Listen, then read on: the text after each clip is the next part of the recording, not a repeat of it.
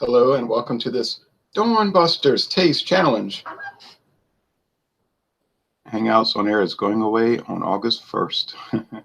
Keep getting that message. Everybody that's doing Hangouts getting that message. This morning, July 7th, 2019, we have two. Well, one might be sold in your area. The other one is so rare. I don't know where it's sold, but we have Triple Crown North American blended whiskey. They don't say American blended, so it makes you wonder if they're using some Canadian whiskey in it. I don't know.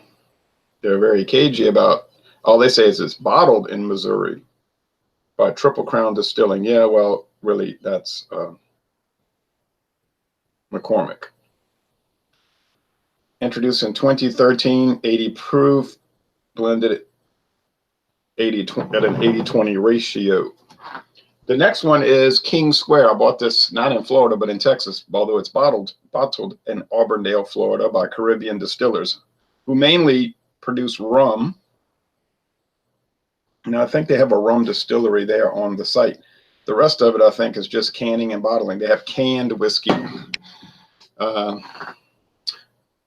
which I've never seen around here. Not their brand. I've seen other canned whiskeys. King Square blended whiskey. Straight whiskeys. 27.5. Now, this is the funny thing about the ratio here.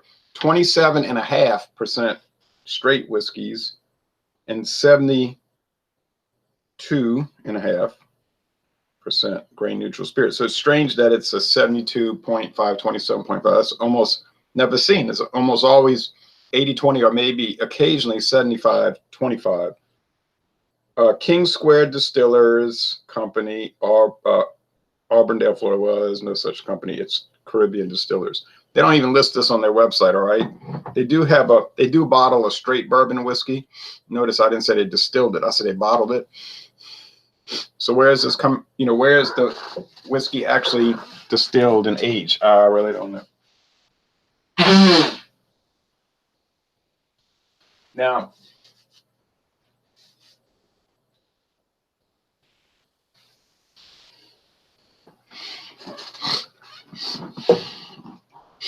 there's no age statement, all right? Which means it's aged at least 4 years. On the Triple Crown, it says age 2 years. Now, the Triple Crown, I forgot to mention this in the last review, taste challenge, it uses oak extract. And I was going to do some research on oak extract, and then I forgot to. And you say, yeah, it tastes really oaky from the barrel aging. Yeah, might just be tasting oaky from an added substance called oak extract.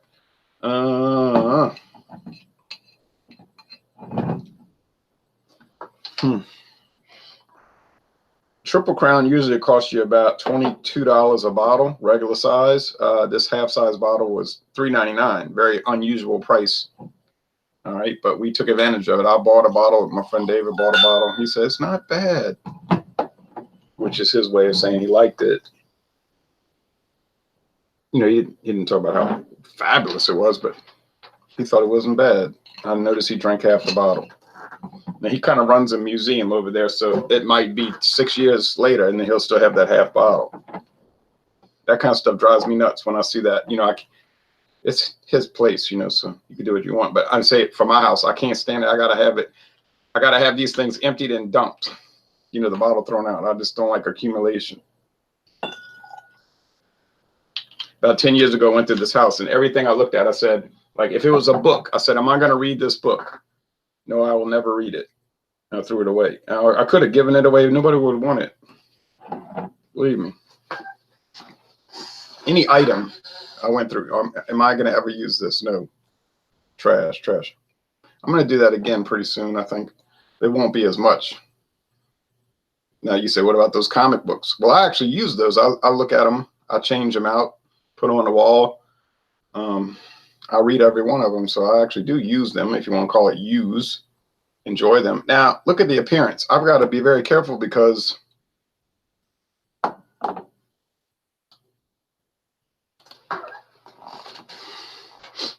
because of the obvious. I don't even think I needed to waste time putting tags. I mean, why even put tags? I forgot. When they're this different in color, why even put tags at the bottom? You're gonna know which is which. This one is so light. Of course, you could drink so much that you can't tell. So I gotta watch. You know what I mean? Like, I don't mean you get drunk. I mean, there's so little liquid left, you can't tell which is which. So I guess it's best to put the tags. But you see, the King Square is so light, and the Triple Crown is amber gold, more gold than amber, but it's gold. And this is just like straw. It looks like the color of straw, yellow straw. Nice looking color, but that's made me think they don't add any coloring. It's been aged at least 4 years and it's that light. Yeah, well, they probably all would be that light. All these blended whiskeys would be light in that way, because they're using old barrels, not first run. Could be 50th run. You're going to get that char from a never before used barrel. It's like a tea bag. They talked about this on that video I saw with Canadian Mist. You use a tea bag the second time, the tea is going to be much weaker. And they said that's how they make Canadian Mist. It's designed to be weak and flavorless, really. You say, why would people want to drink that? Well, they do. And Jack Daniel's Gentleman Jack. It's the same concept. You pay a whole lot more for Jack Daniel's that's been dipped twice, steeped twice, let's call it. But people think, oh, it's fancy. It's so much milder and mellow and dull and watered down. Well, yeah, because that's exactly what it is. It's like a tea bag that's been steeped a second time, and you don't get much from it. So it's amazing that Brown Foreman came up with that concept of putting out a second run Jack Daniel's, put it in a fancy bottle, calling it Gentleman Jack, and people run and buy it. I mean, I'll try it one day. I'll review it, but I'm not going to go make it first on my list or even 50th on my list, you know? I made coffee this morning. Now I got that coffee grounds left over. I could run coffee through there again. Boy, I bet it would be terrible, and I wouldn't do it. Can't look down. I cannot look down. All right. It still never threw the paper. I was getting irritated. They had been throwing the paper out there at 2 in the morning, 2:30 in the morning. Now here we are, 5:30, still not out there. I don't know what's going on with these people. That smells like, let's see, what does it smell like? Of course, the aroma generally associated with whiskey, but you know what I mean? Like a little vanilla, caramel, sugar, and a lot of grain alcohol underneath. More like, about 72.5% grain alcohol.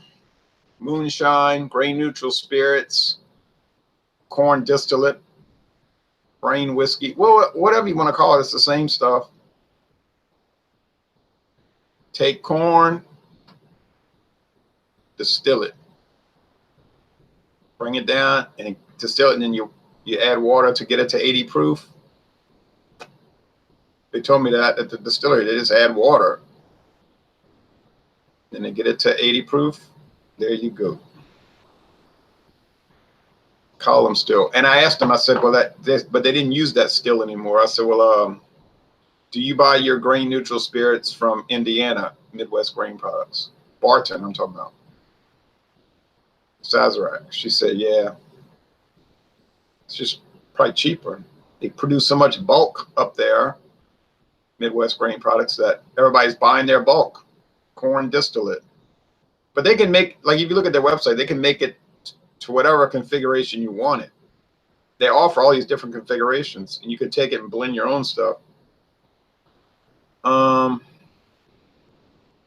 Some people go to the store and pay $26 for a bottle of moonshine. That's the most comical thing, because they're taking base, unaged, clear corn distillate, and they're drinking it and saying, yeah, yeah. Hey, but that's fine, you know. If you got a charred oak barrel, never before used, you could put it in there, let it set for 2 years, and then you'd have bourbon. Legally, it's 51% corn. Say, what if it's 100%? But that's fine. The minimum is 51. You could have 100% pure corn bourbon. Most people don't do that, because then really what you have is straight corn whiskey is a different class. Most people would add rye, wheat, mainly barley as the flavoring. The barley, the rye, wheat.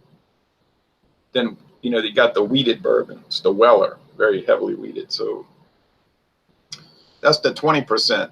That's where the taste comes from. The 72.5 or the 80% is where the bulk. That's just the filler.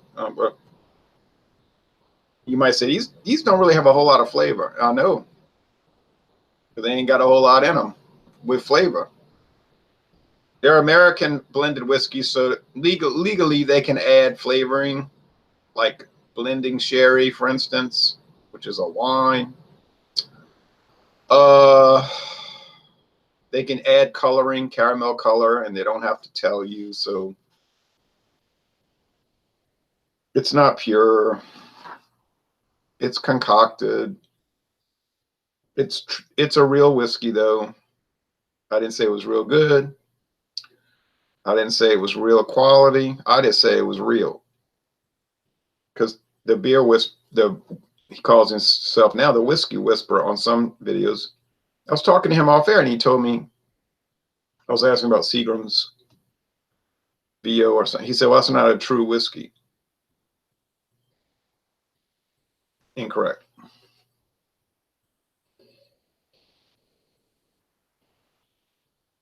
But it's just a common idea that if it's blended, it's not a true. Well, it is. Read the law. I'll even provide the source material. Notice at no point did I say it was quality or desirable or something to go buy. Didn't say that. This smells pungent. There's more corn here. Corn. Huh. I have to keep my eyes closed. I'm not trying to mock anybody or anything. If I look down and see, I'm going to know that quick. This one has more corn in the nose. What about the heavy char and all, and the wood barrel and the oak and all? Not really, no. Just corn, corn, corn. I get so sick of corn. But I had some corn last night. This one has more vanilla and toffee. No, not toffee. What am I saying? Vanilla and caramel, corn sugar, corn syrup, candy corn. Yeah, there's some char, there's some oak, but it's so background, you know. Some people might prefer this over bourbon because the bourbon's just got such a harsh, to me, it's like a heavy wood, heavy corn, heavy char. The char doesn't bother me one bit. The wood doesn't bother me one bit, but that corn, it gets a little much, like it's like grits. And you might say, you just don't understand bourbon. You don't understand it. You can't grasp it. I would not deny that or argue against that. I would say that growing up here, eating grits my whole life, go buy some Quaker grits and see. And then it just got that, it's the same flavor. It's like the bourbon to me tastes like the grits taste, of course, without the salt. Because the bourbon, they're using yellow corn grits. Okay, Quaker's using white hominy, white corn, but still, there's a whole lot of crossover. And I always believed in the philosophy of you may as well drink what you like. Not what other people think you should drink. Like people might say, well, you know, the thing to drink is bourbon, and if you don't drink that, you're not part of the in crowd. Well, that's okay. Be part of the out crowd.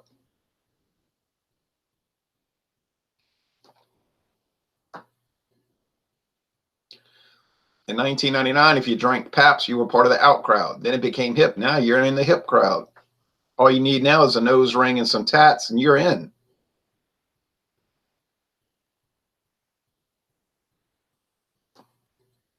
Of course, you got to have a lot of facial hair.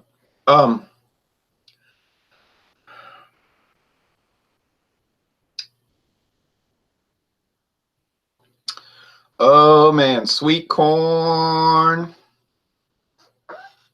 Let me tell you what. Sugar. I mean, come on, man. But what do you expect for $5.99? This.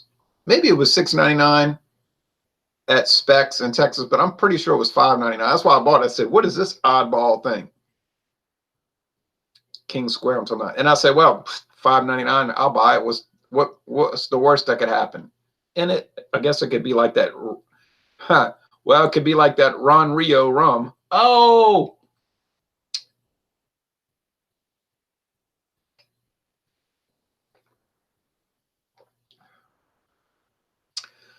sugar. Honey, honey. I'm telling you what.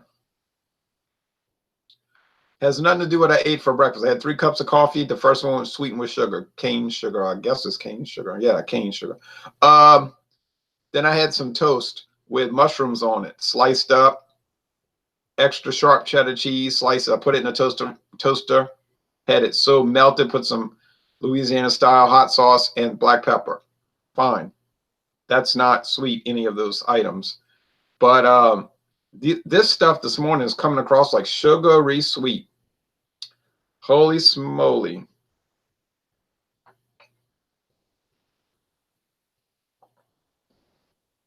And I know sugar.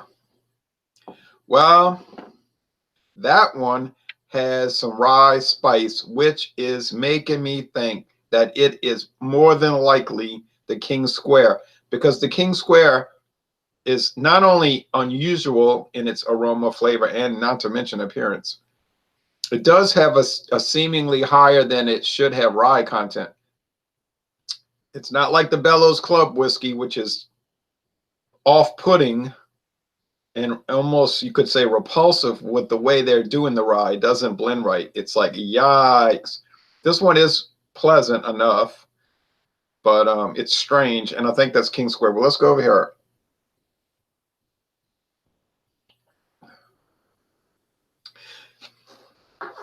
You can taste the fumes, you know, the underneath fumes, the taste, you know, the alcohol evaporation, so the grain alcohol. So which one tastes better? Well, it's hard to say, but I think the Triple Crown is better, even though it's only aged 2 years and the King Square is at least 4. And I know the Triple Crown uses oak extract, so they're cheating. It's a flim-flam product, I guess you could say. But even though it is all those things, if you want to even say a scam product, whatever, but you can even buy it in a bag. You say bagged whiskey, yeah, with like a little spout and you pour it. Yikes. I guess it does have a better flavor, really. So can you get a better flavor with cheating, like adding oak extract? Yeah. Boy, that's sugary though. Whoa, yeah. Wow. Woo! Toot toot. Get on the sugar train. The sugar train. I'm gonna say it's King Square. I mean, what am I saying? I know what I'm thinking. Triple Crown. I think this is Triple Crown from Missouri. Here we go. It is Triple Crown. I did it. I did it. And it's better. Now, I don't know about paying $21 a bottle as opposed to $5.99. See, that's where you got to make the choice. So, you know what I mean? Like, hey, it ain't that much better. But that's your decision what kind of trade-offs you want to make. There used to be a television show on PBS called Trade-Offs. I thought every teenager should watch that. Instead of showing teenagers destructive things in high school, they should show them constructive things like trade-offs and have exercise in trade-offs, like how to make trade-offs. Because with almost every decision you make is going to be a double approach, avoidance, conflict.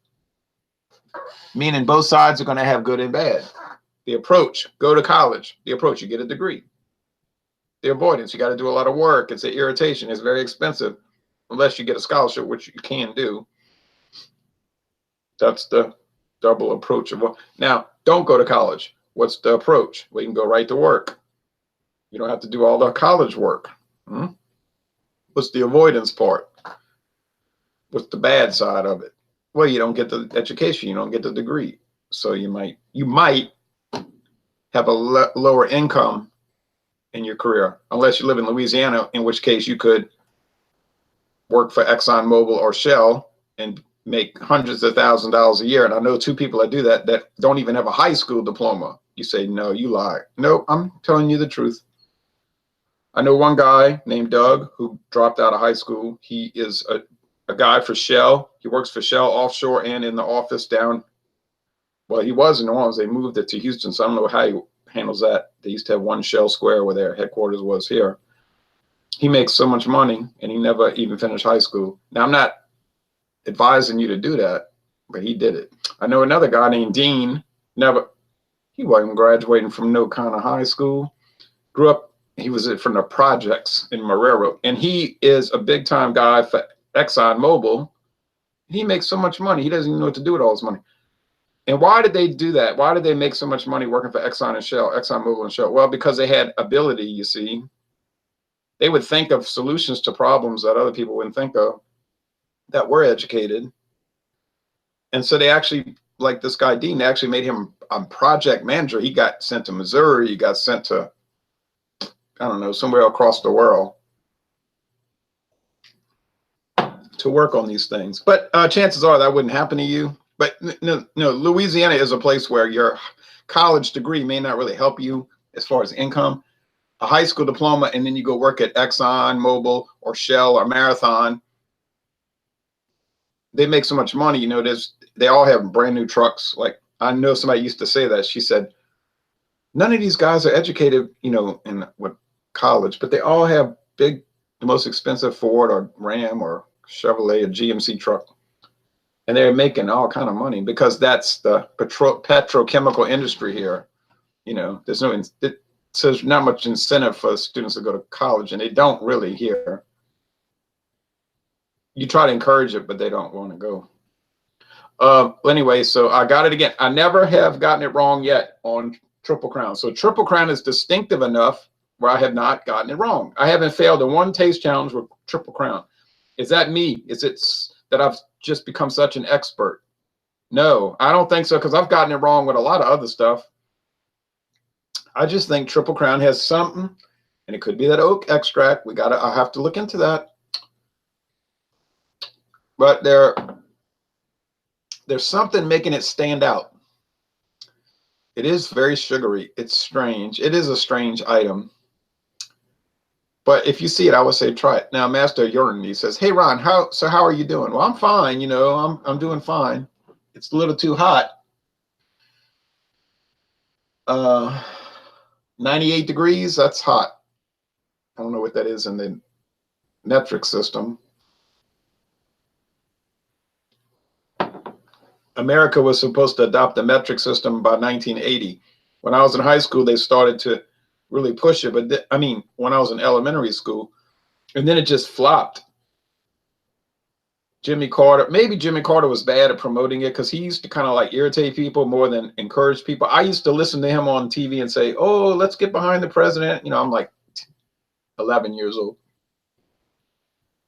My daddy used to be talking bad about him. That trash, that guy. You know, I said, "Why are you always picking on him?" You know, but I didn't understand things. And then so it's like the more he preached, the less people wanted to listen, you see. Like you say, everybody should put their air conditioner on 78 because you could save so much electricity. And some restaurants did, and then people say it's hot. I thought, well, why not try to? But then he was saying it's an energy crisis, and then oil prices were actually dropping, so I don't know.